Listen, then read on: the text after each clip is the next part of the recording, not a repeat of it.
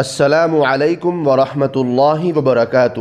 محترم سامعین کرام، جو لڑکیاں قرآن کریم کو حفظ کر لیتی ہیں تو ان کو اکثر دیکھا جاتا ہے کہ وہ رمضان المبارک میں دوران تراویح قرآن کریم سنتی اور سناتی ہیں اور خالص عورتیں جماعت میں شامل ہوتی ہے۔ تو کیا اس طرح عورتوں کا تنہا تراویح کی جماعت کرنا جائز ہے؟ اس کے متعلق شریعت مطہرہ کا حکم کیا ہے؟ علماء کرام اور مفتیان اعظام کا فتویٰ کیا ہے؟ تو چلیے اس سلسلے میں آپ کی خدمت میں 2 فتوے پیش کر رہا ہوں۔ پہلا فتویٰ جامعہ علوم اسلامیہ علامہ محمد یوسف بن نوری ٹاؤن کا ہے۔ دوسرا فتویٰ مادر علمی دارالعلوم دیوبند کا ہے۔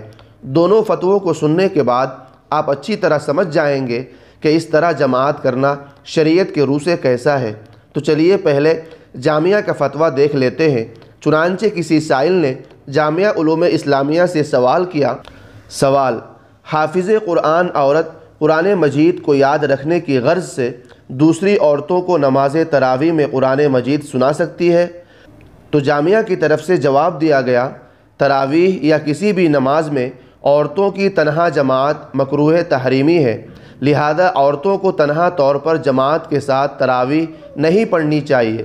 قرآن کریم کو یاد رکھنے کا ذریعہ محض تراویح میں 1 مہینہ سنا دینا نہیں ہے، بلکہ دیگر بہت سے طریقے قرآن کریم کو یاد رکھنے کے ہو سکتے ہیں۔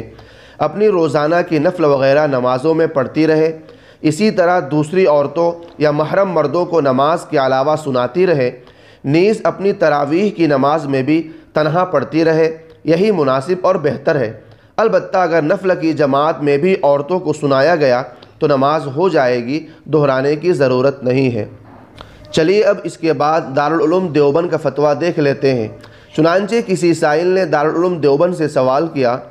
سوال: کیا ایک حافظہ لڑکی اگر قرآن کریم کی حفاظت کے لیے نماز تراویح میں مکمل قرآن سنانا چاہے تو کیا گھر میں عورتوں کی جماعت بنا کر تراویح پڑھا سکتی ہے؟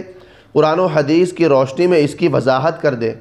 تو دارالعلوم دیوبند کی طرف سے جواب آیا، بسم اللہ الرحمن الرحیم، تنہا عورتوں کی جماعت کہ جس میں امام بھی عورت ہی ہو ناجائز ہے، خواہ یہ جماعت تراویح کی ہو تب بھی مکروہ تحریمی ہے۔ فتاوی شامی وغیرہ میں صراحت ہے۔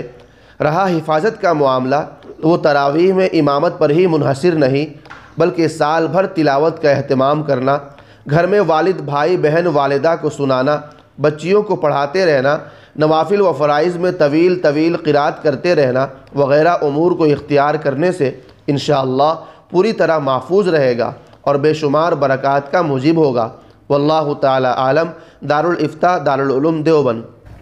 تو محترم سامعین کرام، آپ دونوں فتوے اچھے سے سمجھ گئے ہوں گے۔